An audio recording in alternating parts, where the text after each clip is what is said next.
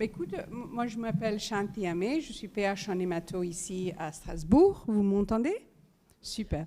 Déjà, merci beaucoup de rester jusqu'au bout. La drépanocytose, c'est peut-être très périphérique de votre parcours, mais assurez-vous, il y a beaucoup d'hématologie dedans, donc on va essayer de le rendre un peu intéressant.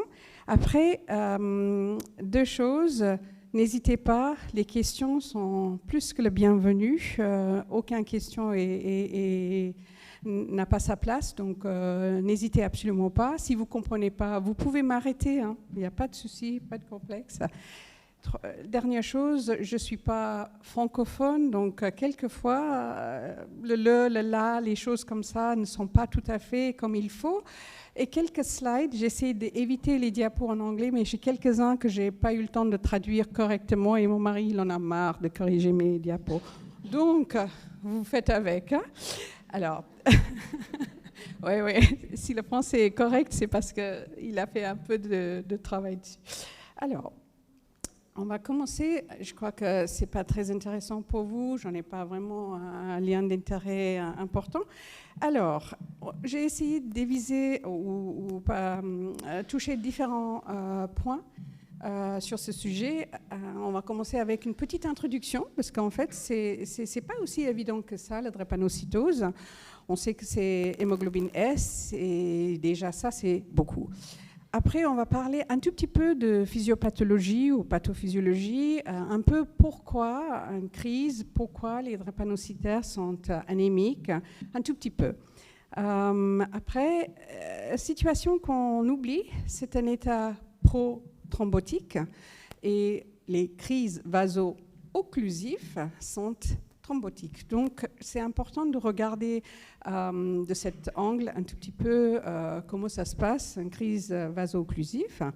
Ensuite, les cliniques. Comment traiter une crise vaso-occlusive? Ça, je crois, c'est frustrant, mais c'est quelque chose qui n'est pas vraiment terriblement difficile. C'est juste, on a besoin de changer la façon dans laquelle on pense quand on est devant une patiente ou patient avec la drépanocytose en crise. Après, le traitement de fond de la drépanocytose qui change beaucoup. Je crois que c'est la raison pour laquelle là, on est invité pour vous parler. Vous allez voir les traitements qui sont aussi les MAB. Tous les autres pathologies ont les MAB. Donc nous aussi, on a le droit d'un MAB. Et d'autres interventions assez sexy et très intéressantes. Donc, ça y est, la drépanocytose, on peut faire quelque chose. Ensuite, évidemment, notre idée pour comment aborder la thérapie, les traitements, et quelques actualités sur les traitements qu'on peut faire aujourd'hui. Donc, dans le sujet, en introduction, ça c'est une drépanocytose, un drépanocyte en mauvais état, un globule rouge. Alors, comme introduction, tout important, c'est autosomique récessive. Et c'est la première maladie génétique en France et d'ailleurs dans le monde. Donc, ce n'est pas le facteur 5 Leiden, ce n'est pas toutes les maladies que vous connaissez, vous courir à droite et à gauche, c'est tout simplement la drépanocytose. Et ce qui est extrêmement intéressant, facile à comprendre, et malgré cela, pour lequel on n'a pas trouvé un traitement, c'est une seule mutation unique responsable pour cette maladie, je vous montrerai. Alors, le diagnostic est facile à poser. Il fallait juste prescrire ce qu'on appelle une étude d'hémoglobine ou électrophorèse d'hémoglobine, mais essayez d'écrire étude parce que souvent, on a électrophorèse de protéines qui revient de laboratoire de ville. Donc, mettre étude d'hémoglobine, s'ils ne comprennent pas, au moins, ils vous appellent. En tous les cas, qu'est-ce qu'on veut voir dans cette petite prise de sang? On veut surtout l'absence d'hémoglobine A. C'est très important pour aller vers le diagnostic d'une maladie autosomale récessive, donc il faut avoir plus qu'une et il ne faut pas avoir une A. Et je vous en parlerai un tout petit peu par la suite, donc présence d'hémoglobine S. Et quelquefois, l'hémoglobine S est accompagnée des mauvais partenaires, comme l'hémoglobine C et l'hémoglobine bêta-thal, même l'alpha-thalassémie, mais des mauvais partenaires, et je vous explique aussi pourquoi. Quelquefois, vous allez remarquer que l'hémoglobine A2 est augmentée. Et ça, c'est parce qu'il y a un peu plus de compensation faite quand il y a certaines anomalies à l'intérieur de la globule rouge. En tous les cas, l'hémoglobine F, ça c'est un ami. L'hémoglobine F, c'est ce que nous on a tous eu. Avant, tous nos F sont devenus A. Il tient bien l'oxygène, ils ne font pas des drépanocytes, c'est un ami. Et si on pouvait avoir plus, ça va nous sauver parce que les crises drépanocytaires sont liées à un fin équilibre entre la quantité d'hémoglobine S et la quantité d'hémoglobine autre, A ou F. Et on parle d'hémoglobine, bien que c'est les globules rouges qui sont déformés. Il faut faire cette petite différence parce que la quantité d'hémoglobine S à l'intérieur de chaque globule rouge n'est pas toujours le même. Alors, quelquefois, on a des difficultés. On a autant d'anomalies d'hémoglobine qui peut remplir 2 Vidal. Donc, quelquefois, c'est difficile à comprendre. Le monde se métise. Il y a beaucoup de gènes qui arrivent qu'on ne connaît pas. Et donc, à ce moment-là, on envoie un prélèvement à des centres de référence, à Henri Mondor ou d'autres, pour une analyse un tout petit peu plus en détail. OK. Donc ça, c'est notre ami, cette petite hémoglobine S. Hémoglobine, ça c'est l'hémoglobine que vous connaissez, de bêta et de alpha. Et ce qui se passe, c'est que dans cette chaîne bêta, il y a tout simplement le remplacement de l'acide glutamique par la valine, et à partir de là, la conformation de cette hémoglobine bêta, cette chaîne bêta change et de là un hémoglobine S. Pardon. Voilà. Alors, je vous ai dit, on a plusieurs maladies qu'on met dans le groupe de la drépanocytose. On appelle ça les syndromes drépanocytaires majeurs. Alors, quand on parle d'un état porteur, il y a un A et un S. Ces patients sont hétérozygotes.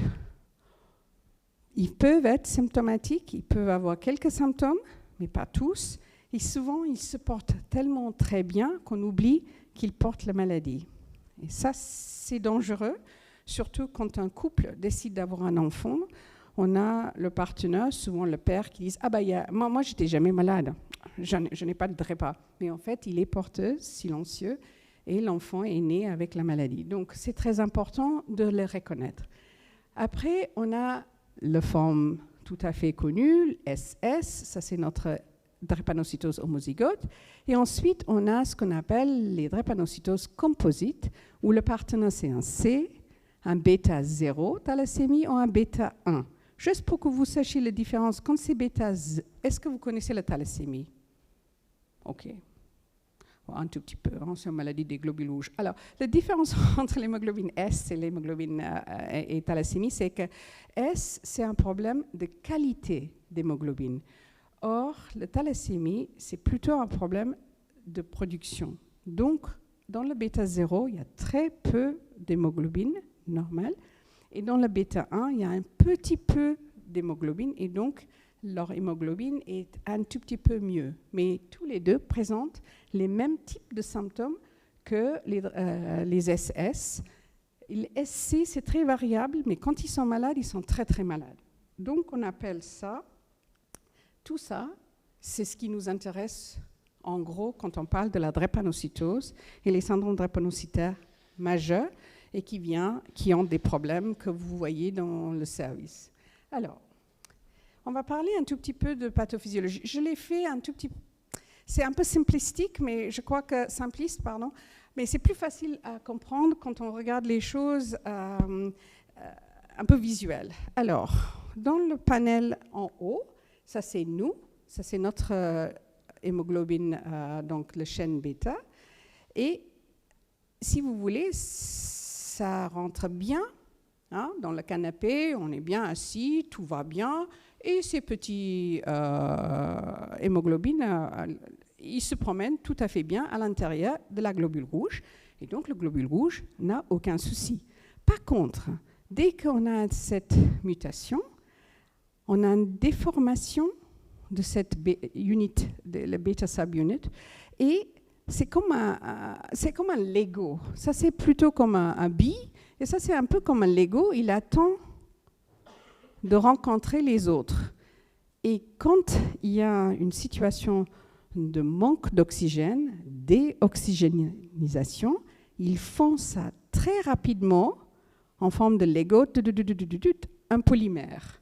Donc, plus vous en avez cette situation de déoxygénation, plus vous avez des polymères et vous pouvez, c'est réversible, dès que vous prenez en charge le patient, vous donnez un peu d'oxygène, vous les hydratez, vous leur donnez un tout petit peu d'antidouleur, c'est réversible. Mais sinon, ils font beaucoup plus longues, plusieurs, et au fur et à mesure, le globule rouge est déformé. Donc ça, c'est un peu l'idée à avoir dans la tête pour ces patients. Vous avez des questions ? Non, ok. Donc ça, c'est le drépanocyte. Alors, cette déformation est faite par les polymères, et donc on appelle ça les falciformations. En anglais, c'est sickle, parce que c'est la même chose. Et à cause du fait que c'est réversible, le pauvre globule rouge est détruit au fur et à mesure et s'hémolyse. Donc cette hémolyse est constante. Donc quand l'interne d'anesthésie vous appelle « Ah ben il y a une anémie et l'aptoglobine est effondrée ». Alors, un interne hématologie ne dira jamais ça parce que l'aptoglobine est effondrée dès leur naissance. Donc s'il y a un bilan à ne pas prescrire chez ces patients, c'est l'aptoglobine. OK ? Vous n'avez jamais fait l'aptoglobine ? Non. Alors, hémolyse chronique. Donc, c'est une pathologie avec une hémolyse chronique. Et au fur et à mesure, ces globules, des différents types de globules rouges, les différents génotypes à l'intérieur et la situation dans laquelle se trouve le patient va décider combien de ces cellules va s'éclater, l'hémolyse et tout le reste. Okay ? Mais ils se déforment très très mal. Donc quand ils ont besoin de négocier vos petites cellules grises là et tout le reste, c'est très très difficile. Et donc il y a un peu d'hypoxie. Et c'est la raison pour laquelle en fait la pathologie est totale. Tous les organes peuvent être touchés. Donc, pendant une crise drépanocytaire, ça c'est nos amis qui sont tout à fait bien, rien ne va leur déranger d'aller soigner le partie de votre corps qui est en difficulté. Par contre, nos petits drépanocytaires, les grandes aussi, ils vont avoir tout de suite la formation de ces polymères, les formations des drépanocytes qui ont du mal à négocier, qui font des bouchons, et par la suite, vous avez une hypoxie. Et si vous avez une hypoxie, vous allez recommencer. Et donc, il y a un cycle qui continue et les crises s'aggravent. Jusque-là, c'est bon ? OK. Voilà. Donc, tous les organes ont le droit d'être touchés par la maladie. Et donc, quand on suit les patients en ambulatoire, il y a un programme de bilan à faire, pulmonaire, cardiaque, hépatique, rénal, très souvent, et pulmonaire. Donc, c'est régulièrement, dans une espèce de 1 an, ils font un bilan pour tout, et en pédiatrie cérébrale aussi. On est un peu plus protégé en adulte, et je crois que vous êtes plus ou moins les internes d'hématologie adultes. La pédiatrie, c'est pas moi. Mais en tous les cas, pour les adultes, on fait pas. Mais pour les enfants, ils ont des échodoppler pour éviter. Et souvent, s'ils ont fait une crise, ils sont traités par des anticoagulations. Alors, parlons d'anticoagulation. On peut imaginer que cette maladie, cette atteinte est pro-thrombotique. Et ça, c'est là où ça commence à se compliquer. Ces notions sont très, très, très bien décrites ces derniers temps. Je vais juste vous montrer quelques photos, mais en gros, l'état pro-thrombotique, on connaît maintenant, c'est responsable pour la plupart des complications artérielles chez les enfants et veineuses plutôt chez les adultes. L'incidence avant l'âge de 40 ans, pour ceux qui sont plutôt dans les études de thrombose vont vous dire 11,3%, c'est beaucoup. Et cet risque est équivalent de ceux qui portent les déficiences en protéine C et protéine S. Et quand on parle de protéine C et protéine S, tout de suite, ça vous parle. Mais si on vous dit drépano, ça ne vous parle pas dans la même façon. Mais il faut quand même faire le lien. C'est une maladie thrombotique. D'ailleurs, les médecins vasculaires sont tellement intéressés, ils nous ont invités de donner un peu les cours sur la drépanocytose pour les médecins vasculaires. Alors, grossesse augmente le risque au moins 5 fois d'avoir une thrombose. Donc, ces patients sont suivis d'emblée avec le gynécologue tout au long de leur grossesse. Après, ces patients font des rechutes de thrombose, 35% dans les 5 ans après le premier. Chez les patients, et c'est là que c'est important, il y a un footballeur américain, un basketteur américain, qui est tombé morte à cause d'une embolie pulmonaire. Et quand ils ont regardé, il avait une hémoglobine qui était tout à fait correcte. Et en fait, il était porteuse de la drépanocytose. Et c'est quand même, bien que ça peut être asymptomatique, il peut avoir des soucis.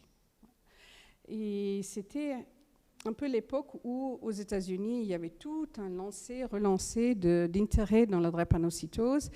Et évidemment, les patients ont profité parce que pendant longtemps, c'est une maladie qu'on connaît. Comme je vous dis, c'est très sexy l'anomalie, mais très peu faite parce que la population est difficile à traiter, surtout aux États-Unis, on reviendra. Alors, qu'est-ce qui provoque les thromboses ?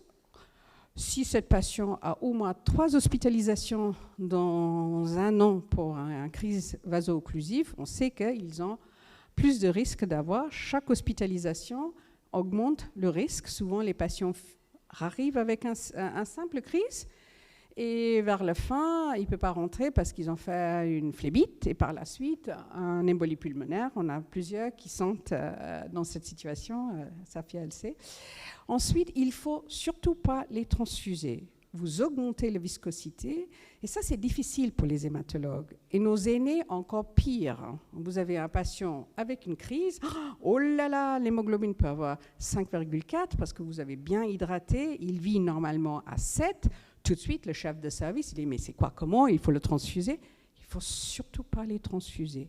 Hydrater, oxygène, et s'ils tolèrent bien, ne les transfuse pas, et Catherine nous dira pourquoi, parmi d'autres raisons. En tous les cas, c'est des transfusions qui ne sont pas bien. Et après, on peut dire, bah là, on va le faire EPO, hein, l'hémoglobine est bas, on leur donne un coup de EPO, ça va. C'est pas une bonne idée parce que vous allez augmenter les drépanocytes. Donc, ces patients sont à risque. Bien que quelquefois, on est obligé de faire un traitement comme ça, mais c'est des gens qui prennent le risque et qui savent pour des raisons particulières pourquoi on fait. Mais en tous les cas, pas de transfusion et pas de PO ou ESA. Alors, ils sont impeccables. Je ne sais pas si vous avez eu un drépa chez vous, mais ils sont impeccables. Cette maladie vasculaire leur rend absolument impeccables. Donc, souvent, pour les patients qui viennent régulièrement, on est obligé de mettre un voie centrale, mais ça, c'est un couteau à double tranche. Ils ont une augmentation de risque de thrombose. Après, les hospitalisations, pour certains patients où il y a un thalassémie aussi, on splénectomise parce que c'est un réservoir d'hémoglobine et donc on les splénectomise. Et ça, c'est un facteur de risque. C'est rare, mais après, n'importe quelle hospitalisation pour une simple geste, appendicite, amygdale, pour une femme, des petits gestes, enlever un polype, n'importe quelle hospitalisation. Risque de rechute, c'est si le patient a déjà eu des syndromes thoraciques aigus ou les thromboses, ça c'est normal, ou si ces patients sont hospitalisés plus que 3 fois par an. Ça, c'est des études plutôt, on va dire, des études de cas. Donc, un patient qui est hospitalisé beaucoup, on sait que l'hospitalisation augmente le risque, et donc plus que 3 hospitalisations, plus de risque de rechute. Après, il y a des patients qui sont particulièrement, par rapport à l'hémoglobine SC, le SS et le S-bêta 0, sont particulièrement à risque. Donc, il faut juste le savoir. Et chez les enfants, c'est les accidents vasculaires plutôt cérébrales. Après, nous sommes les hématologues. Il y a d'autres mutations, soit génétiques, soit acquises, comme le JAK2. Vous voyez un DREPA, qui a un rat qui est un tout petit peu augmenté en taille. Il ne faut pas oublier qu'ils peuvent avoir les syndromes myéloprolifératifs. Okay? Donc, il faut les chercher. Voilà. Donc, ça c'est en anglais, mais en gros, les faits qui font des polymères est provoqué par un état déoxygéné, et ça c'est l'événement primaire. Ensuite, avec les drépanocytoses, des drépanocytes et des globules blancs, on a une situation où les choses deviennent très collantes. Il y a l'adhésion de tous ces acteurs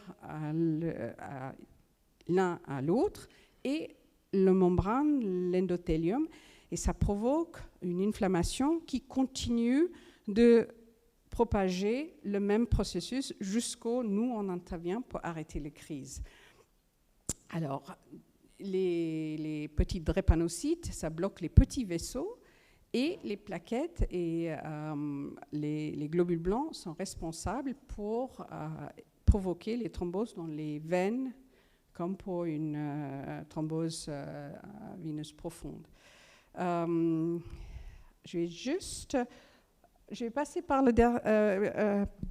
plus tard sur ces deux-là, parce que ça revient sur un autre. Il est parti. Pardon. OK, donc ça c'est plutôt la structure. Et vous voyez, il y a pas mal de choses qui se passent chez un drépano tous les jours. Hein, et ça s'aggrave quand ils sont en crise, déoxygénation, déshydratation, fièvre, infection, le copain l'a quitté, tout ce que vous voulez, ça fait tout de suite provoquer une crise. Donc il ne faut pas chercher trop, il faut juste accepter qu'ils sont en crise. Et ça, c'est quelque chose qu'on ne peut pas dire assez. Quand un patient drépanocytaire vous dit que j'ai une crise, surtout pas leur demander ou essayer de justifier ou trouver une raison. Il n'y a pas un bouton rouge qui s'allume, j'ai une crise. Vous n'avez aucun moyen de savoir si c'est vrai ou pas. Mais vous avez tout à perdre de penser que ce n'est pas vrai et tout à gagner de dire « Ok, il a une crise, je fais ça. Si vous avez un hôpital de jour, vous le faites venir. Sinon, vous dites « Allez-y aux urgences » et espérons que l'interne d'urgence le prend au sérieux. Plutôt le chef aux urgences prend au sérieux, les soulage tout de suite. Mais en tous les cas, il n'y a aucun moyen de savoir, de preuve, aucun. Et ce qui se passe chez eux, c'est l'hémolyse. Ça libère tout plein de choses. Vous le connaissez, M. Et ça diminue le nitrous oxide, oxyde d'azote, je ne sais pas quoi. Monoxyde d'azote, voilà, en tous les cas, NO. Ensuite, ces cellules drépanocytaires activent les neutrophiles. Est-ce que vous savez ce que c'est les NET? En fait, c'est les morceaux de l'ADN que les neutrophiles sortent de eux pour attraper les bactéries dans leur mèche. Ça, c'est connu, c'est un mécanisme qui est reconnu dans les thromboses, dans le myéloprolifératif, les syndromes myéloprolifératifs comme polyglobulie ou myélofibrose ou thrombocytémie essentielle. Et on a entendu une super présentation de Chloé James il y a 2 jours où elle explique ça et elle montre les modèles chez les souris. Donc là, vous avez les NET. Ensuite, vous avez les DAMP, c'est Damage Associated Molecular Pattern Molecules. Ça active l'inflammation. Donc vous avez ça. Ensuite, ça c'est un inflammasome. Vous avez des oxygènes, les espèces d'oxygène libérées. Tout ça, c'est tout un orchestre qui joue chez eux pour leur poser des soucis. Et il y a dans l'endothélium différents marqueurs qui attrapent ces différentes cellules et provoquent une aggravation de ce processus qui continue. Je vous ai un tout petit peu, j'ai fait un petit image où vous voyez tous les acteurs, les plaquettes, les globules blancs, et ça provoque une thrombus qui gros, va agrandir encore, attraper encore des globules rouges, et ces globules rouges sentent les drépanocytes, et ils sortent des différents aspects de l'intérieur de la globule rouge, attaquent aux endothéliums et provoquent un processus. Donc, quand on voit ça, c'est difficile d'imaginer qu'ils ont pas mal. Parce que si vous êtes piqué par un moustique, ça fait mal. Mais ça fait mal là. Si vous avez une crise de drépanocytose, ça fait mal partout. Donc, il ne faut pas oublier qu'ils ont vraiment, vraiment mal. On ne peut pas souligner ça. Il faut reconnaître que ça fait très, très mal. C'est partout. Parce que même s'ils sont piqués par un moustique ici, la crise drépanocytaire commence là. Donc, vous regardez le patient et vous dites, mais le problème est là. Pourquoi vous avez mal là? C'est parce que le corps est comme ça. L'inflammation commence à un point et ça va propager. Hein? Donc, juste pour vous dire, c'est une inflammation qui persiste, qui continue, et ça active la coagulation et donc la formation des thromboses. Donc, en gros, on reconnaît que c'est une pathologie procoagulant. Vous pouvez demander pourquoi on n'anticoagule pas ou on ne donne pas des antiagrégants. D'office, c'est extrêmement difficile de montrer l'efficacité. Et le problème, ce n'est pas vraiment dans l'efficacité, mais dans les études. Chaque fois que vous voulez faire quelque chose, il faut prouver. Vous prenez 20 patients drépanocytaires, vous êtes déjà contente que 5 reviennent pour leur prochain rendez-vous. Vous essayez de faire un essai clinique, ce n'est pas comme en oncologie. Ils sont là en Alsace 5 minutes avant le rendez-vous, tous les prises de sang sont faites. Mais dans la population drépanocytaire, ils vivent avec cette maladie depuis des longues dates et ils sont accueillis avec tellement de méprise qu'ils s'en moquent complètement. Donc les études sont difficiles à mener et on ne peut pas prescrire une anticoagulation et pas avoir un peu de retour. Donc ça, c'est le problème. J'anticipe les questions. Alors ça, c'est ce qui se passe à l'intérieur du globule rouge. Je vous invite à lire une excellente publication dans le ASH Guide. Oups, je fais ça tout le temps, pardon. Ouais. Pour un peu connaître les détails, je crois que c'est un tout petit peu trop pour aujourd'hui, pour ce matin, fin de congrès déjà. La dernière fois, vous m'avez annulé, hein? Donc, il faut que je sois très sage. Oui, parce qu'en fait, le programme était tellement enthousiaste, un super programme. Chaque intervenant a débordé et à la fin, les organisateurs nous ont demandé si ça ne nous dérangeait pas de pas venir. Voilà. Et cette fois-ci, Charline, elle savait. Et Johan, donc, parfait. En tous les cas, les options thérapeutiques. C'est très important qu'on regarde les options thérapeutiques un tout petit peu différentes.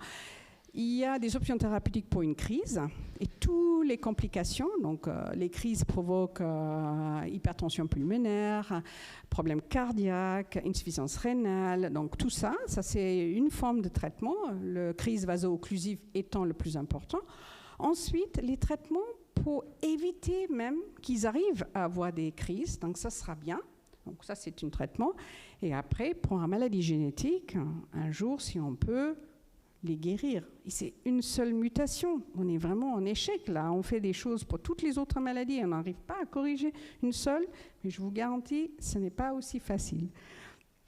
Voilà, donc on va juste regarder. Ça, c'est le parti, peut-être, si vous oubliez tout ce que je vous dis, juste remember this.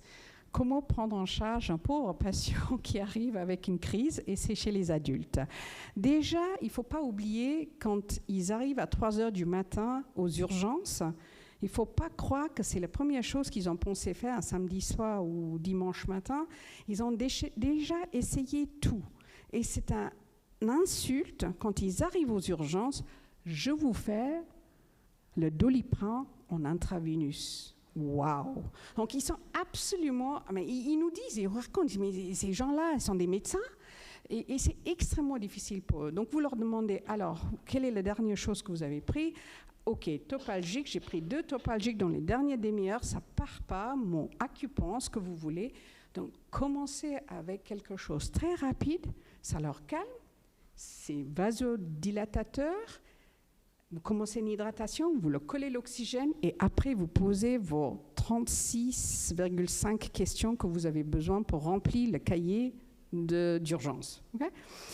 Ces gens ont les ordonnances. Quand on fait les ordonnances, on leur dit, vous faites ça d'abord, vous faites ça, vous faites ça, vous faites ça. Les ordonnances sont renouvelables 6 mois parce qu'ils ne viennent pas pour les rendez-vous. Ils savent ce qui est palier 1, ils savent ce qui est palier 2. D'ailleurs, on a 160 patients suivis ici en adulte en Alsace. À Strasbourg, pardon. En Alsace, il y a plus.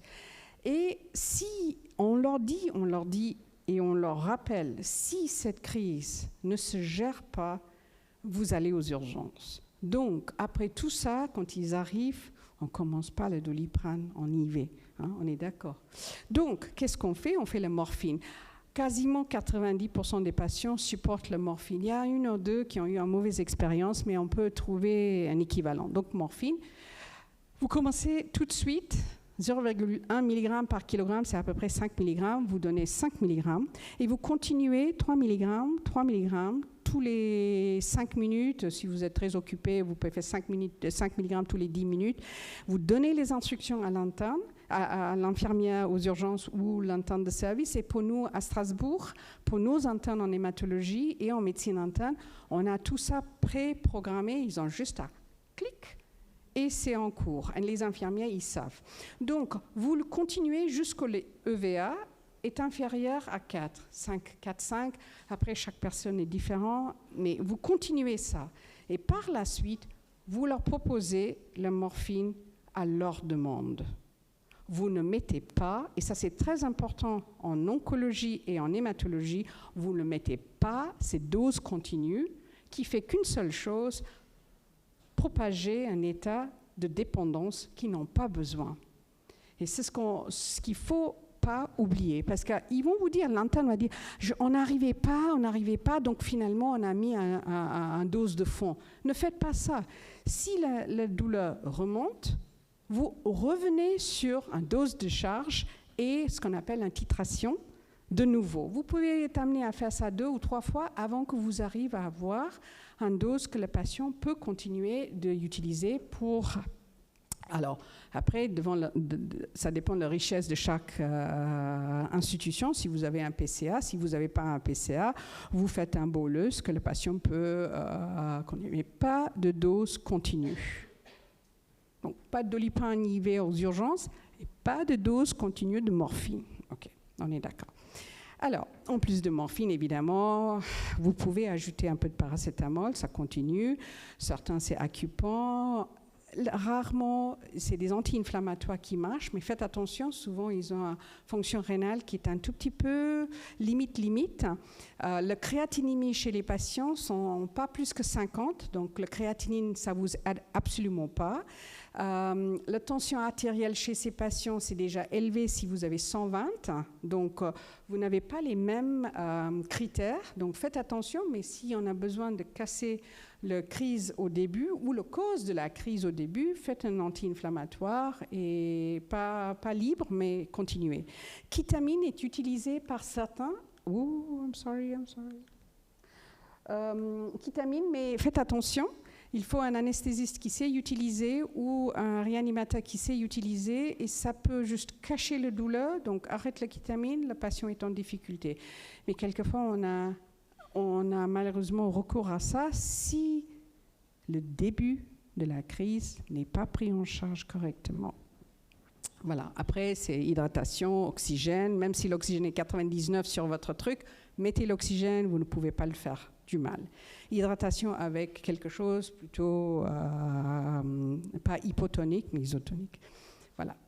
Les corticoïdes, vous ne les touchez pas. Voilà. Donc, des corticoïdes, c'est 5 minutes.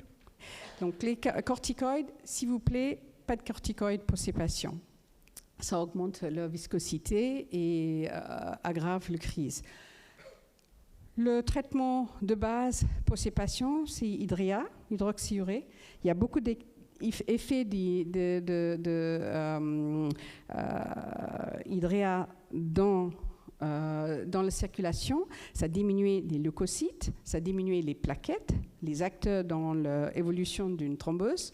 Ça induit une augmentation d'hémoglobine F. Plus qu'on a d'hémoglobine F, moins on a dans le ratio d'une concentration d'hémoglobine S, et les cellules ne font pas des polymères et deviennent les drépanocytes. Ça diminue également l'hémolyse, mais les patients n'aiment pas prendre parce que quand ils vont à la pharmacie dès le début, « Ah, bah, vous avez un cancer ?»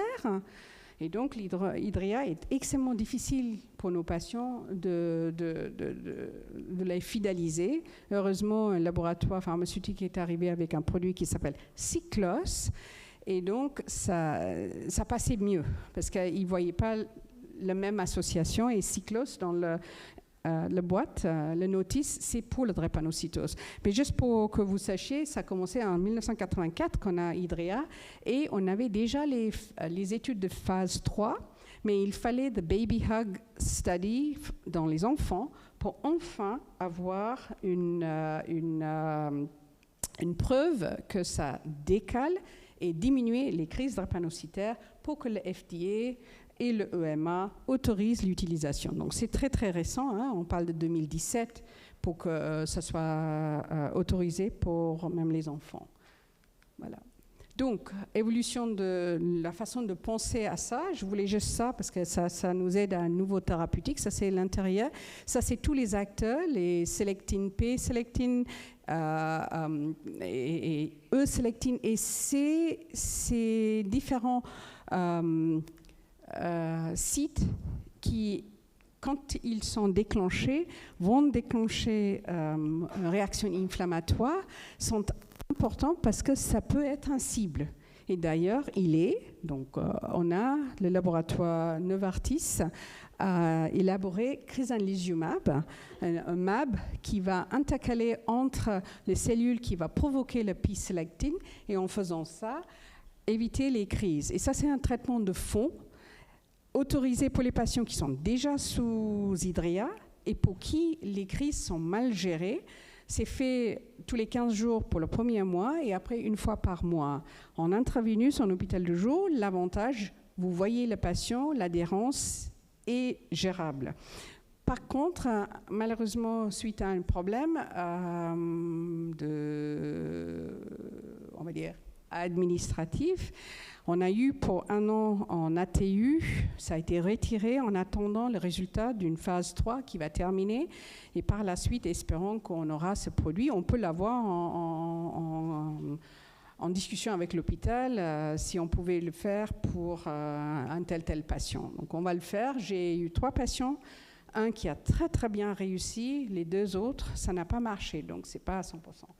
Voilà. Donc juste pour vous dire, voilà, c'est tous les cellules, ça c'est le P-sélectine, ça c'est la cellule qui veut se mettre en rapport avec pour provoquer une crise, et crizanlizumab arrive, intercale entre les deux et s'arrête là.